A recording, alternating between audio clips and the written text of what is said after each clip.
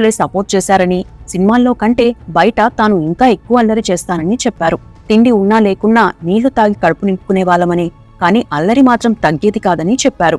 గతంలో జబర్దస్త్లో ధన్రాజ్ గ్రూప్ లో కామెడియన్ గా పలు ఎపిసోడ్లు చేశారు సత్య. అక్కడ కూడా మంచి గుర్తింపే వచ్చింది. ఆ టైంలోనే సినిమాల్లో ఛాన్సులు పెరిగాయి.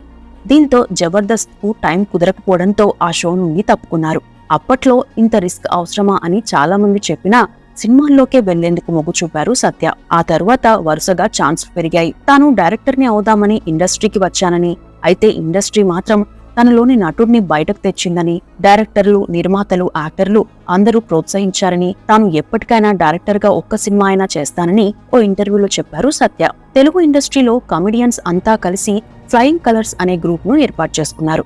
మంచి చెడులు, కష్ట నష్టాలను ఆ గ్రూప్ లోనే పంచుకుంటారు. మొత్తం మీద డైరెక్టర్ అవుదామని ఇండస్ట్రీకి వచ్చి కామెడియన్ గా నటిస్తూ